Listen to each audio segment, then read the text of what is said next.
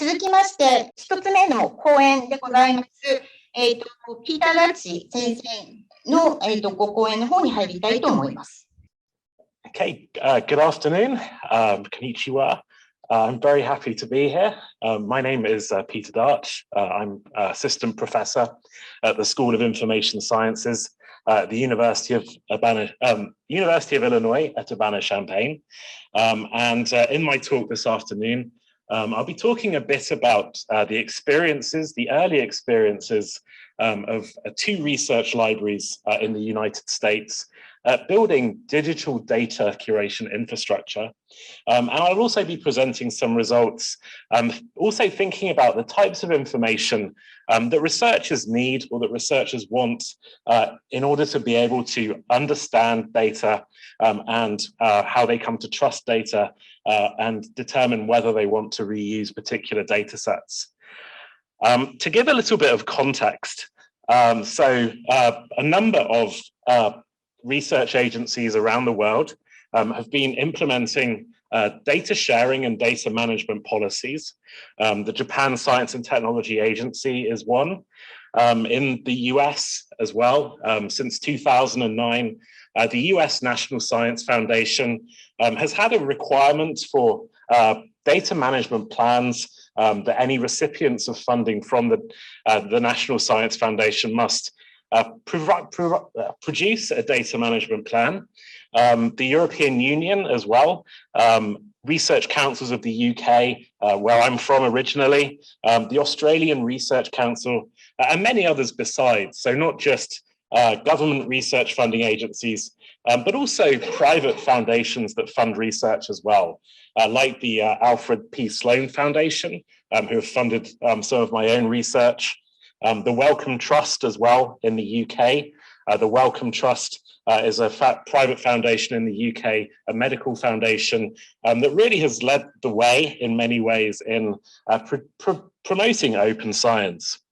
And in response to these data management requirements has really arisen the question of, well, how do we actually go about actually realizing the promise of open scientific data? There are a number of reasons why these data management plans have come into play. The reasons underlying why there has been this push towards trying to improve the management of scientific data and to make research data more publicly available. One is to enhance research integrity. We've heard plenty of examples over time of scientific fraud, or even during the COVID pandemic, where there have been studies produced and people have disputed the studies, and actually people have wanted to see the data that underlies those studies. So things like improving the reproducibility of scientific research, or even in cases where you can't reproduce the research, at least having the data available should help to promote public trust in research. And another major reason for improving the management of data and making the data more open is to help facilitate new science, to enable new questions to be asked of existing scientific data, and also as well to allow one data set to be integrated with other data sets as well, to really expand and accelerate the pace of scientific discovery. It's certainly often collecting data sets can be very expensive, and so being able to reuse data sets could offer a number of cost benefits to the research endeavor. And as well, we can also think about who might want to reuse data sets. Certainly the researcher who produced the data may want to reuse the data set at a later point in time. That's one reason why improving research data management is important. Very often researchers have problems when they want to reuse data sets, actually finding the data sets that they produced, or even kind of understanding the data sets. Other members of the same research team may also want to reuse the data sets. but also other researchers, perhaps researchers in the same discipline, researchers in other disciplines, and other people as well. So people like policymakers may also want to reuse the data sets. And this poses a lot of questions because the people that want to reuse the data sets, very often they weren't present when the data set was originally produced. They don't know the conditions under which the data were originally produced. They don't know whether they trust the data. And very often they have difficulty interpreting the data. If they're presented with the data set, what does the data set actually mean? What were the methods used to present the data? And that all those types of things. And that requires not just management of the data set, but it also requires management of a lot of information about the data as well, and the documentation around the data. The aspiration really is this term FAIR, F-A-I-R, which has really entered a lot of the policy discourse in the last several years, standing for making data sets findable, accessible, interoperable, and reusable. And that is the aspiration. But in reality, we fall a long way short. And this is despite many years of effort. In practice, actually making data sets reusable by others requires a lot of forward planning by researchers. But very often researchers don't plan ahead. They collect data sets for their own purposes, for their own immediate research, without thinking about who might be wanting to reuse the data later. Very often there's a lack of documentation as well. So researchers, when they keep records in the laboratory, when they're collecting data sets, very often the records aren't always well kept. They're not often good enough for others to understand them. And there's often a lack of standards about keeping the records. Very often as well, there's a lack of understanding of what the data reusers want to know about the data sets, a lack of understanding of how the potential data reusers might trust in the data sets. But this isn't a problem for the researchers themselves. But this really arises because the researchers very often don't have the supports. It's a lot of work for researchers to actually manage the data sets themselves, to keep the data sets alive, to keep enough records, to make sure that the data sets are reusable and fair. And actually, the researchers very often need help, they need support, and they need infrastructure. They need technical infrastructure, but they also need infrastructure of people and services. And these challenges start very early on in the research cycle. It's very much about helping the researchers right from the very beginning of when they're planning their research, helping them plan for data management. In order to help to address these problems, I have been part of a project with colleagues at the School of Information Sciences in Illinois, but also the Department of Information Studies at UCLA. This project has recently finished. It was going for about 10 years. It's called the Knowledge Infrastructures Project. And we were really thinking about how, what infrastructure is needed in order to support researchers and in order to support better data management. These are the three driving research questions of the project. What new infrastructures, division of labor, knowledge and expertise are required for data-intensive science? How are the infrastructures of multidisciplinary, data-intensive scientific endeavors established, and how are they dismantled? And also, how do data management, curation, sharing, and reuse practices vary amongst research areas? And I just want to give some credit to my collaborators on the project. So this is the team when the project ended. The project was a collaboration with Christine Borgman, Ashley Sands, Morgan Wofford, Irena Pasquetto, Bernie Randalls, and Milena Goshen. And I just want to put this image up as well. So this image, I don't know if you can see it in the room, but this image was actually produced by somebody about 10 years ago.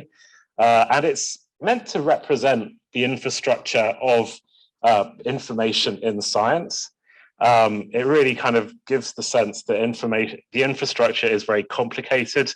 It involves a lot of different people, a lot of different systems.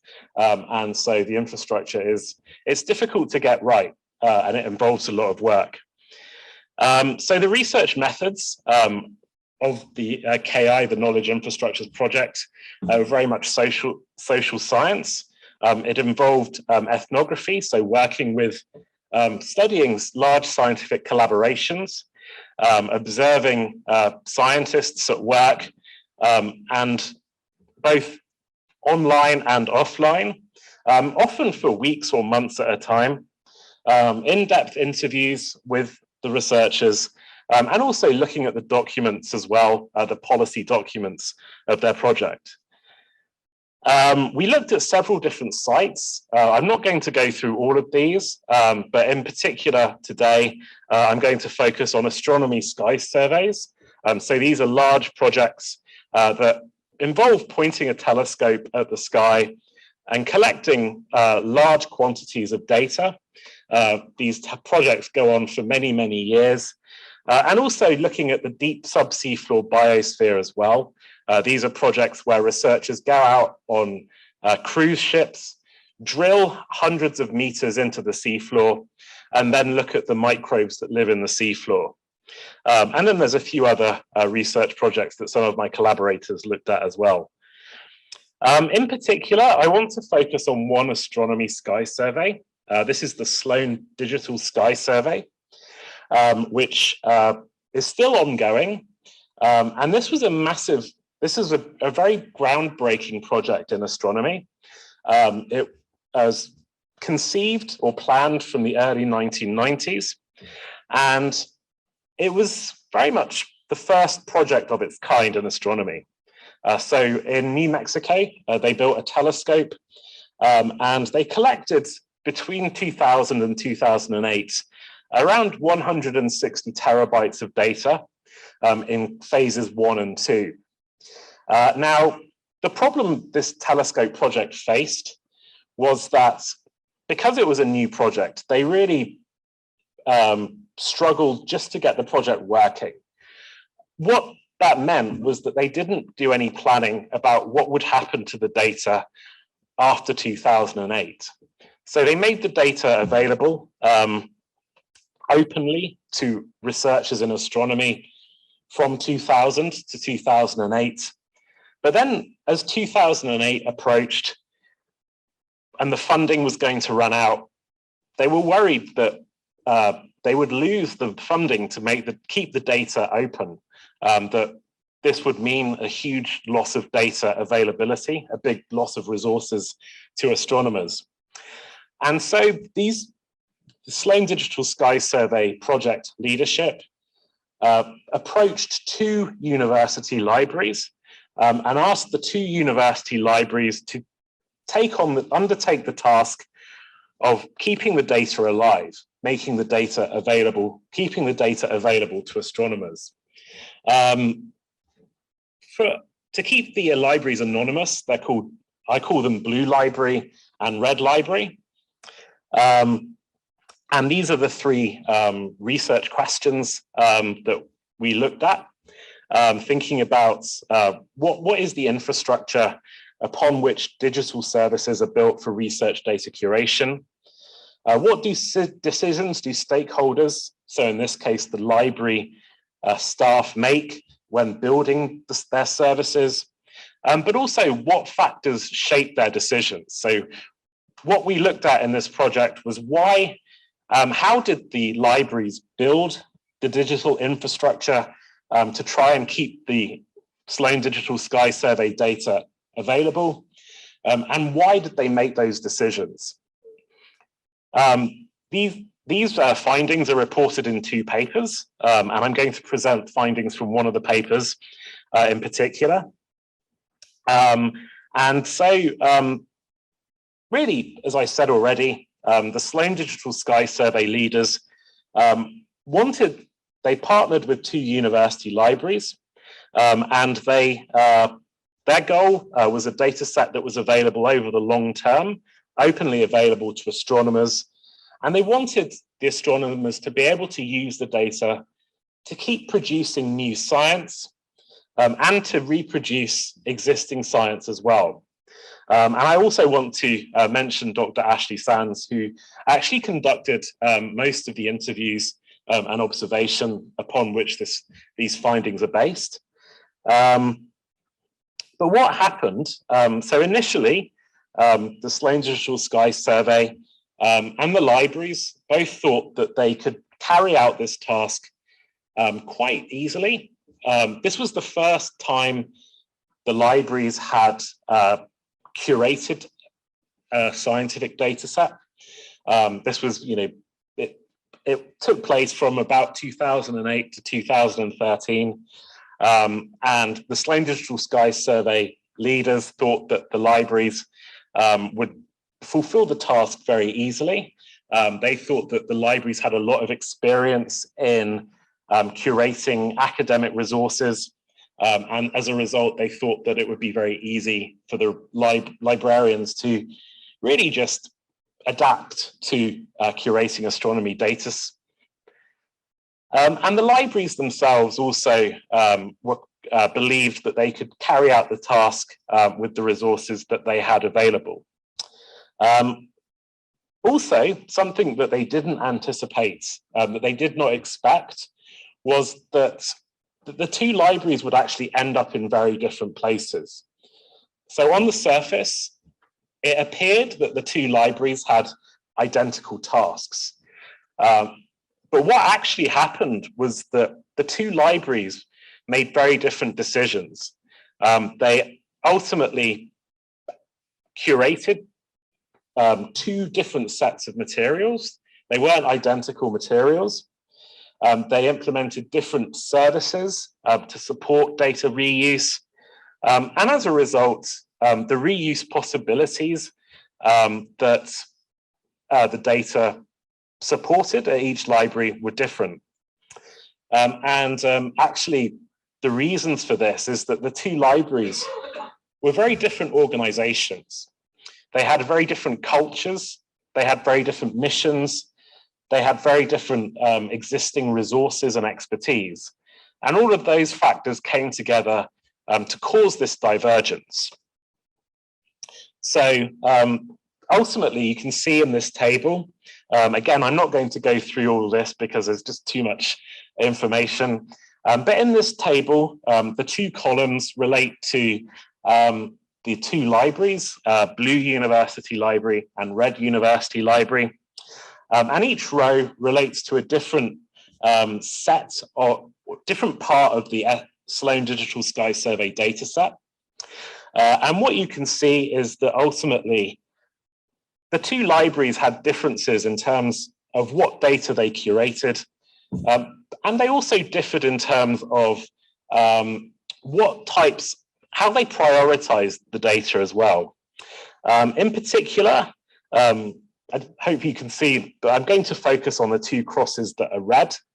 So I'm going to focus on why Red University Library, why, first of all, they chose to archive the data archive server, but also why they chose to prioritize this ahead of the catalog archive server, which was different to Blue University Library.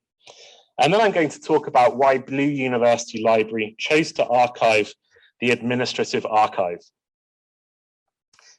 Well, actually, no, the other way around, sorry. I'm going to talk about Blue University Library first.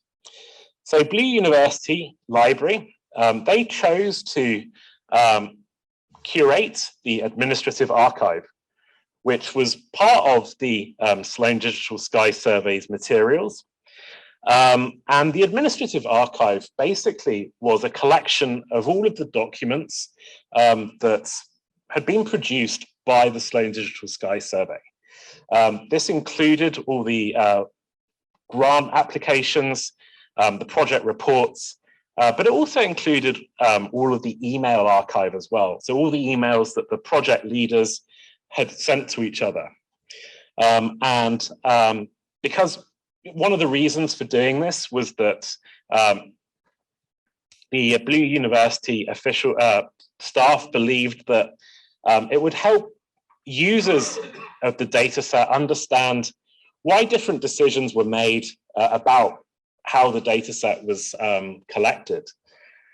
Now, Blue University, and I also want to stress as well that Red University chose not to include the administrative archive in the materials they curated. So Blue University was very much a traditional university library. And the library itself was very worried about their visibility within the university. They were worried that they had that they were regarded by other parts of the university as being outdated, old-fashioned, and not relevant. And so they saw their motivation for curating the Sloan Digital Sky Survey dataset in part was to make themselves more relevant to the university. Another feature of the Blue University Library was that they had a special collections unit that really specialized in the history of science.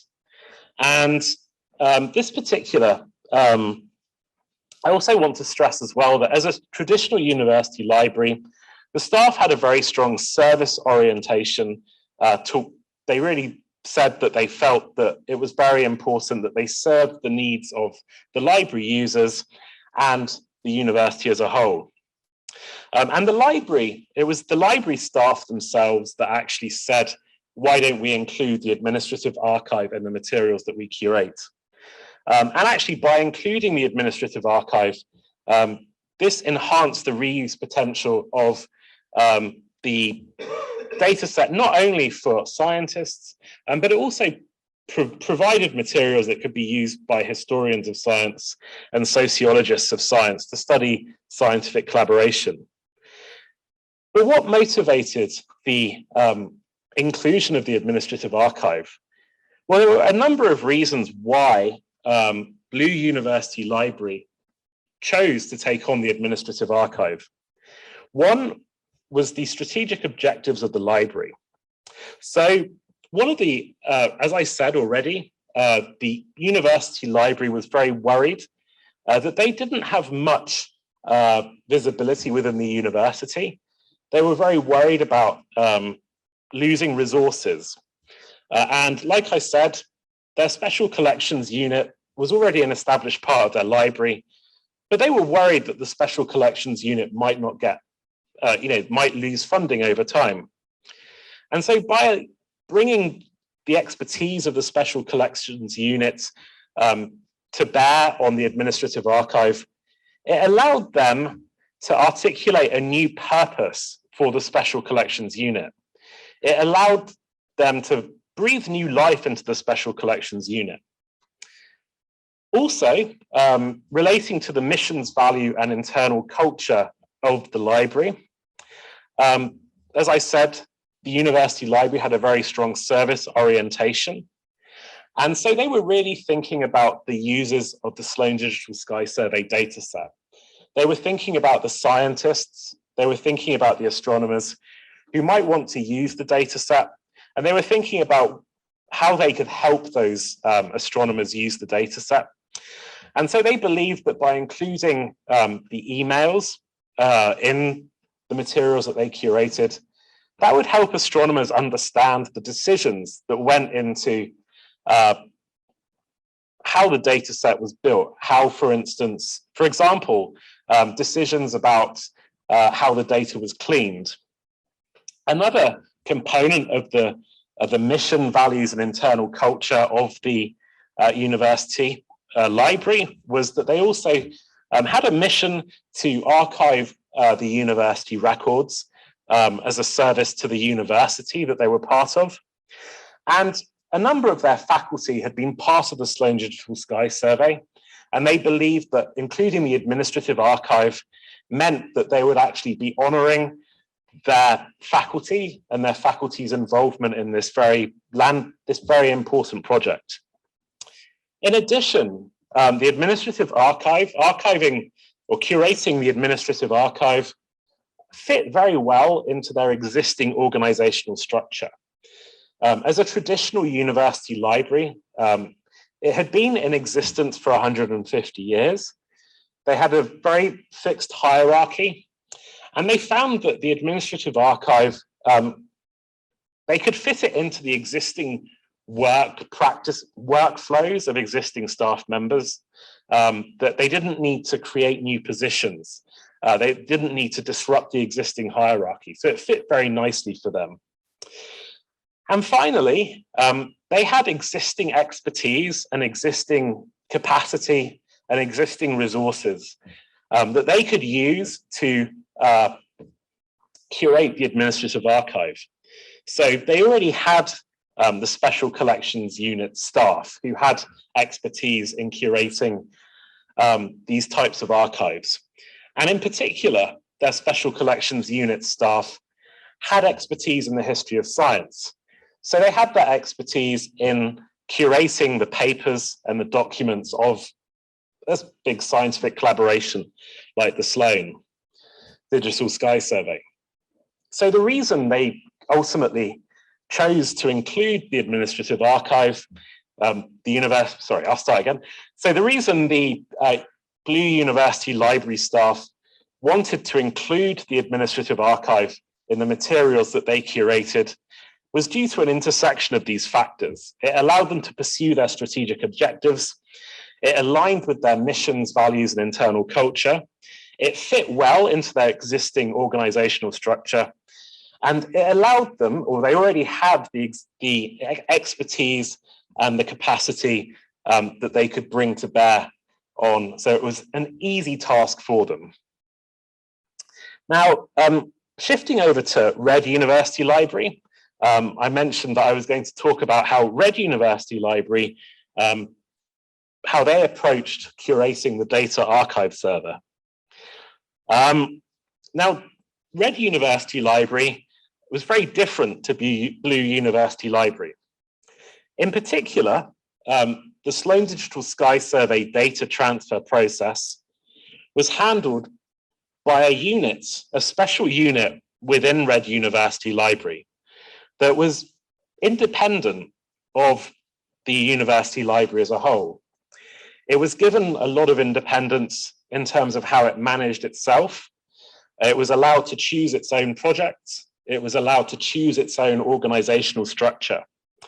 And I'll call this unit the Institute for Innovation in Digital Curation. This IIDC, the Institute for Innovation in Digital Curation, depended to a great extent on getting grant money in order to survive. So it needed to generate a lot of research projects. It had a very strong research and development focus. And it also had another major project, which I'm calling the Guardianship of Data Project, or the GD project. This was a huge project that this IIDC was part of, and that was very important to the IIDC. And another thing that I want to point out about this, the IIDC, is that they had a very strong agile culture as well. The people within this unit, they were a lot of them were software developers. In contrast to Blue University Library, this unit had a very flat hierarchy, a very flexible hierarchy, and it had a very agile culture. So the data archive server, what is it? The data archive server is essentially a collection of flat files of data that, as it came up, that was collected by the telescope. Now, initially, the IIDC was not asked to curate this data set. it was the IIDC themselves who suggested they curate this data set, curate the data archive server as part of the data transfer process initially. Then, as the data transfer process unfolded, the IIDC decided to make the data archive server its priority. So not only did they curate it alongside other materials, they actually wanted to curate it as the main focus of their work on the Sloan Digital Sky Survey data transfer process. And because this was the raw data, no, sorry, it wasn't the raw data, because this was the flat files, actually curating this data enhanced reuse potential for reproducibility. Now, why did IIDC, why did they choose to include the data archive server in their data transfer process activities? And not only did they choose to include it, why did they choose to prioritize it? Well, firstly, it aligned with their strategic objectives. So like I said, this other project that they were working on, the Guardianship of Data project, which was this massive project that they were part of, it was running into some difficulties. And they were very worried about it. And they believed that they could actually use their success on the Sloan Digital Sky Survey project as a way to generate new funding for the Guardianship of Data project. And they also felt that they could use the Sloan Digital Sky Survey data archive server data actually to as a test case around which to build guardianship of data infrastructure. So it aligned with their strategic objective to reinforce their guardianship of data project. It also fit very well with the mission's value and internal culture of the IIDC, because actually in order to successfully curate the data archive server, the IIDC actually had to develop novel methods in order to transfer the data. It wasn't easy for them to transfer the data to their infrastructure. It was something that they had to really work hard to do. It was something they were very excited to do. It allowed them to really, it was something that, you know, it was very much research and development. So it allowed them to boost their mission. As well, it fit well within their organizational structure. As I said, their organizational structure was very flexible. They had this agile culture, which allowed them to change their priorities. And as a result, it meant that they were able over time to change their priorities so that they did prioritize the data archive server. And finally, as well, they had the existing expertise that allowed them to do this. Again, you know, this was something that they could do with the existing expertise of the staff. The staff, like I said, had very strong software engineering skills, and this was something that they could bring to bear on this project. So just to summarize,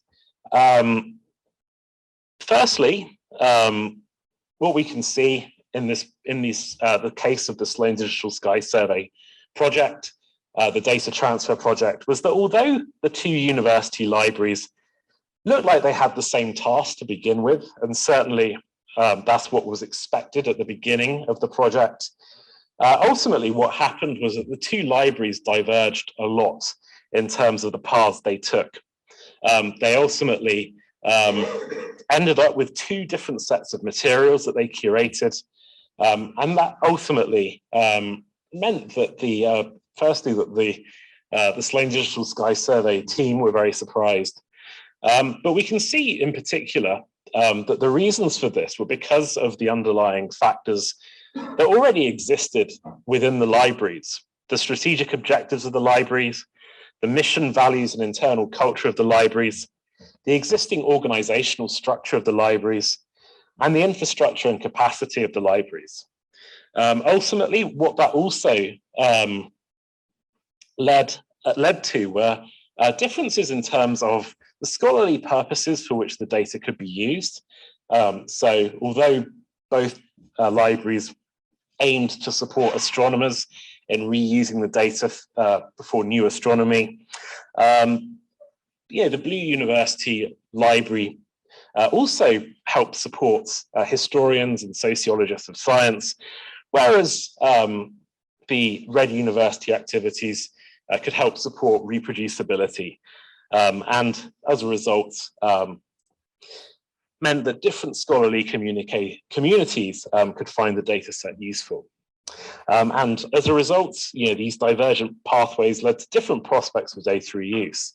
But that's not necessarily a bad thing. It does mean that actually, by working with two different university libraries, it actually led to greater prospects for data reuse.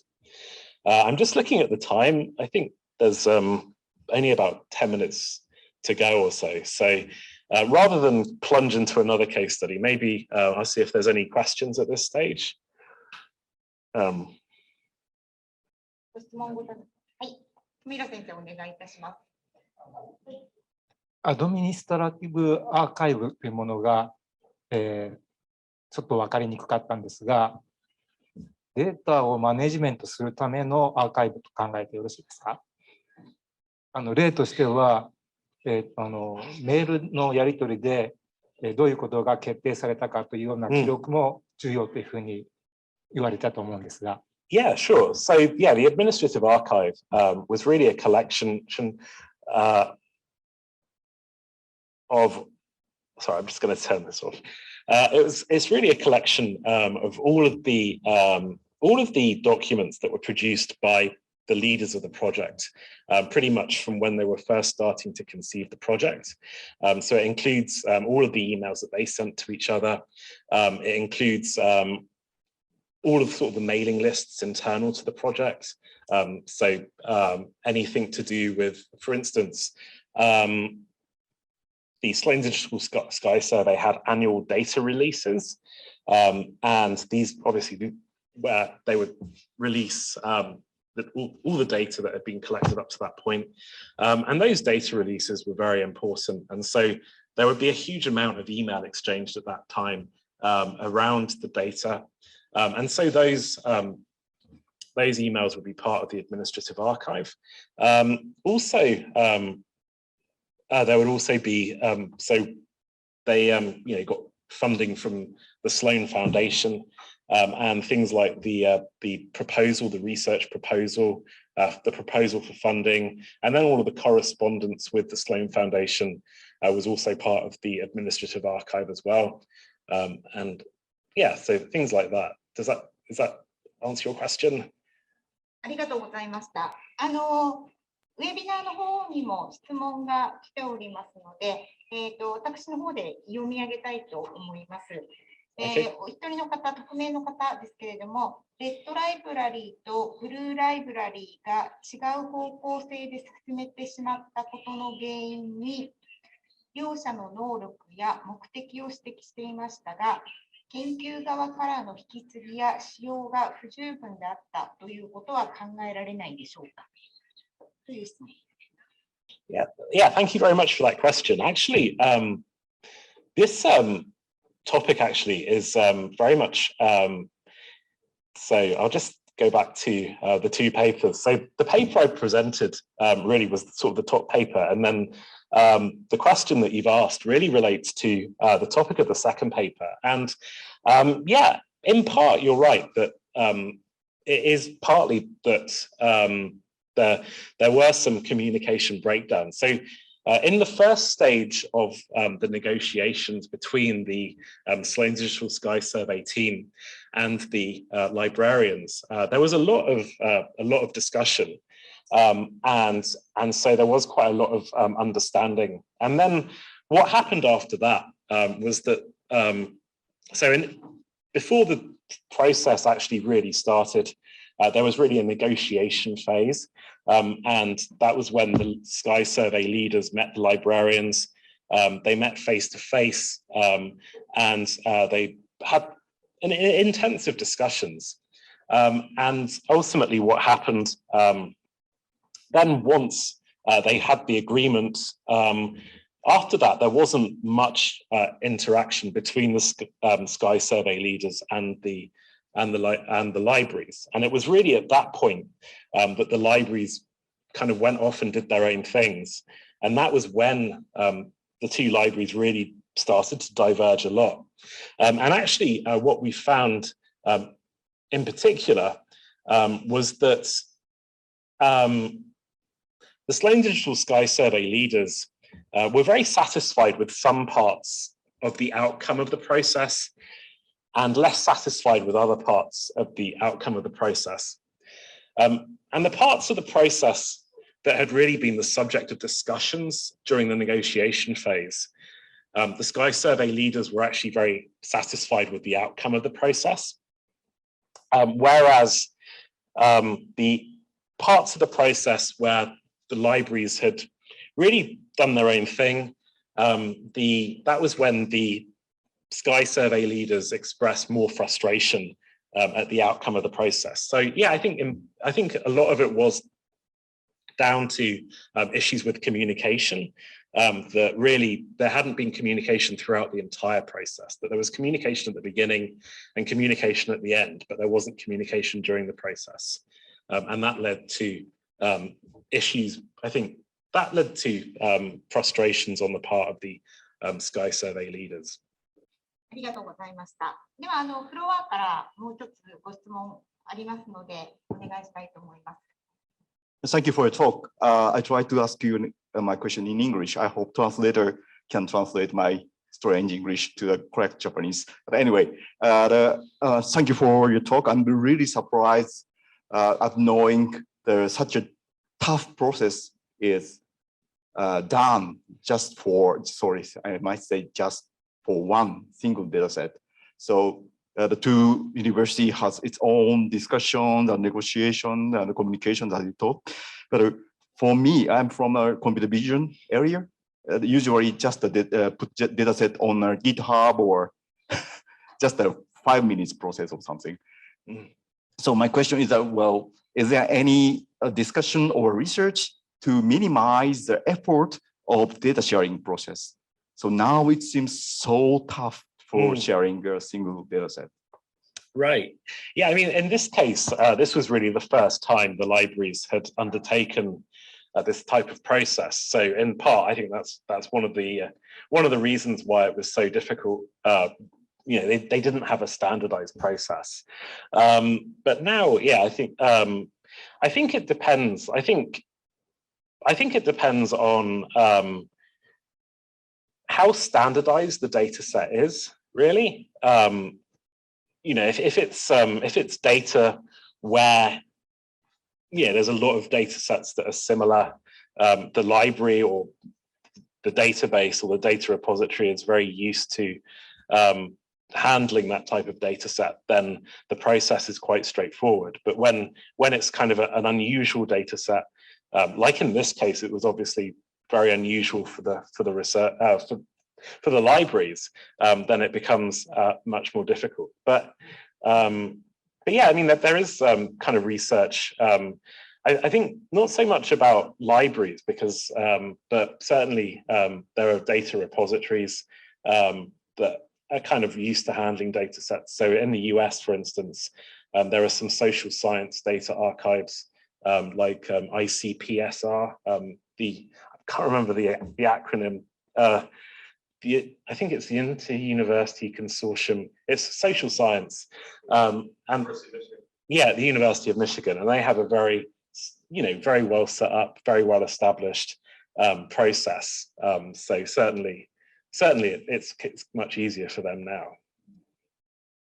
Thank you. So I'm sorry if my question was impolite. So I don't know. Not at all. That's interesting. Thank you. Thanks for your question.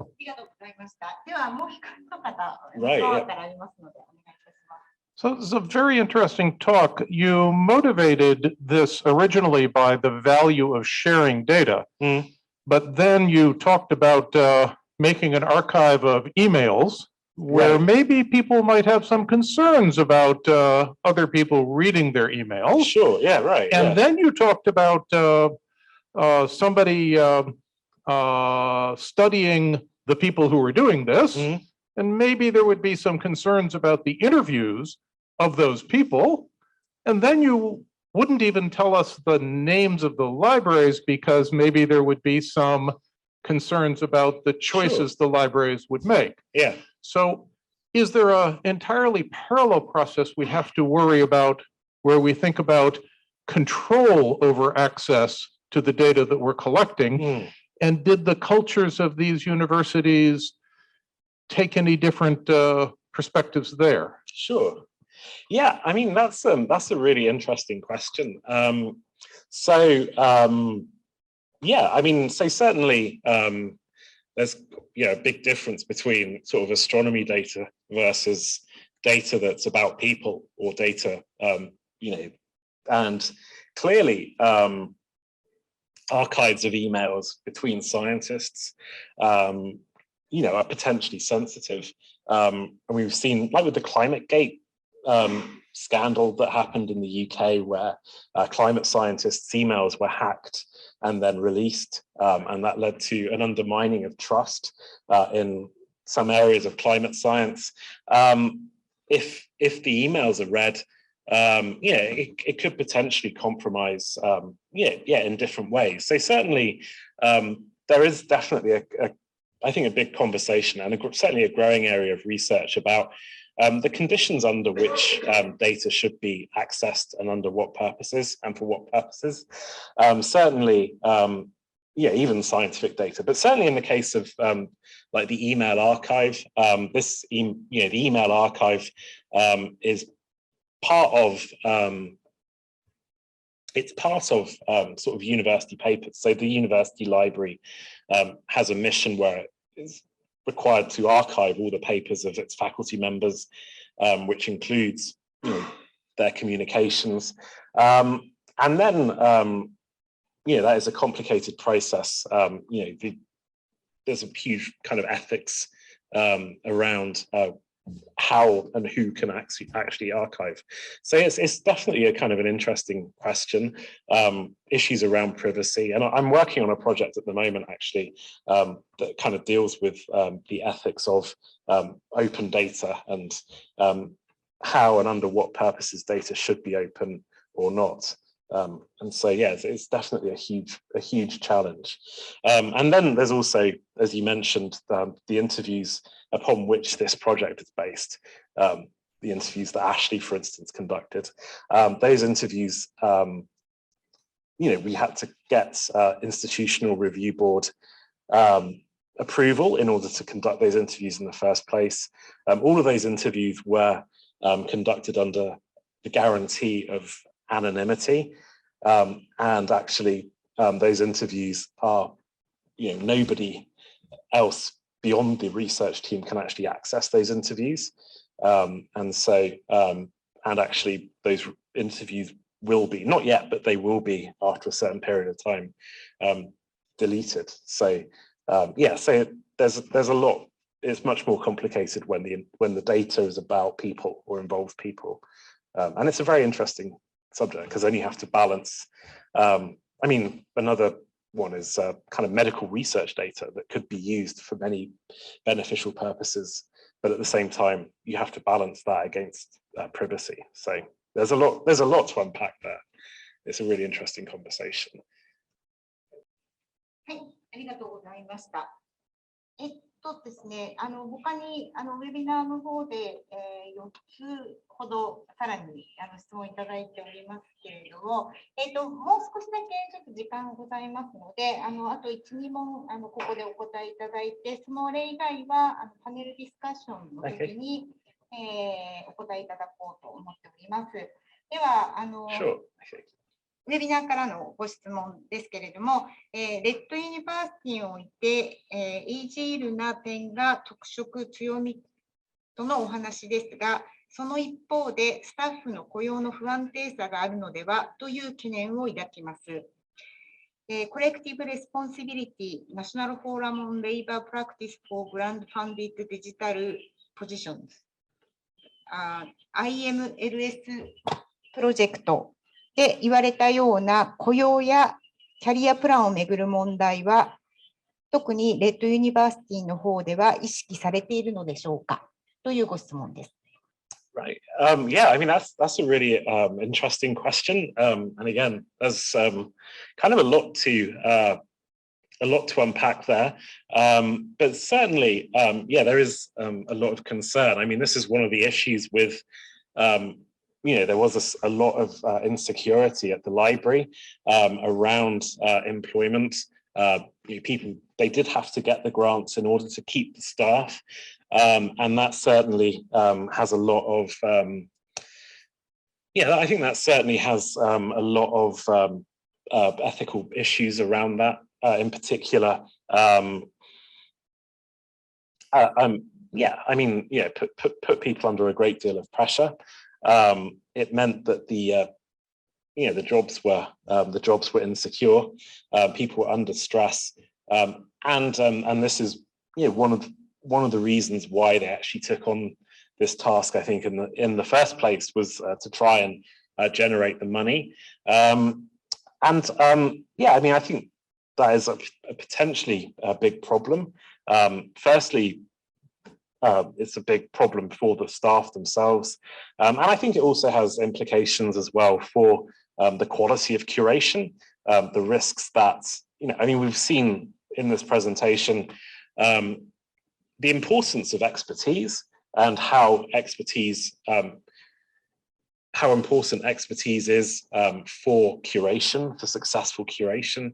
And actually, expertise gets lost very easily if people are, if people lose their jobs easily. So I think that's another big concern. Did I answer the question? Okay. Yeah, I wasn't sure if that was the question. I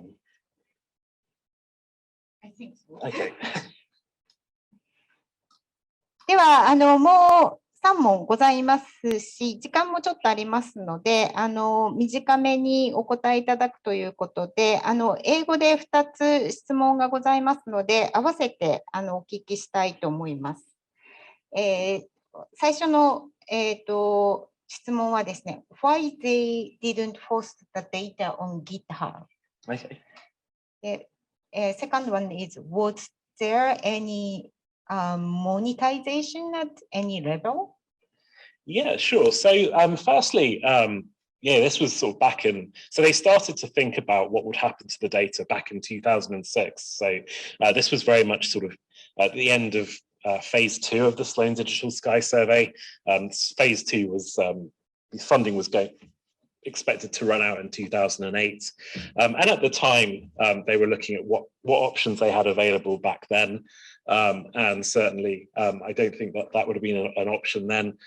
Secondly, no, there wasn't any monetization. Actually, one of the big things with the Sloan Digital Sky Survey is that and this is actually one of the reasons why the Sloan Digital Sky Survey was very groundbreaking, was that the leaders were very committed to the ethos of openness, of open data.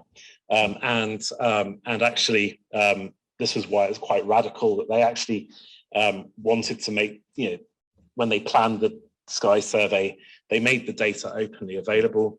And it wasn't just to allow more science to be done, but they actually wanted to bring about a cultural shift in astronomy towards open science. That was part of their driving mission.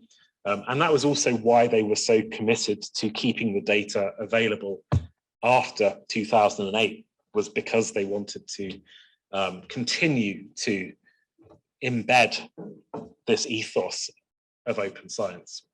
はい、ありがとうございました。では、もうちょっとだけ時間がございますので、いただいた質問すべてお答えいただこうと思います。もう一つですね、ご質問は、調査対象をカレッジ、単科大学ではなく、ユニバーシティである総合大学を対象にした理由は何ですかという質問でございます。Yeah, so that's a really good question. Blue University was very much a university that was very heavily involved, or the faculty members were very heavily involved with the Sloan Digital Sky Survey. One of the reasons why Blue University Library was selected was because of existing links, and Red University Library was also selected, again because of existing links between the people. Also as well, I think within the US as well, there wouldn't necessarily have been so many available options that would have been sort of single subject within astronomy. So yeah, thank you very much to everyone for all of your questions. I really appreciate it. はい、ありがとうございました。では、時間にもなりましたので、ここで、ピーター・ダッチ先生のご講演の方を終わりにしたいと思います。Thank you so much. Thank you.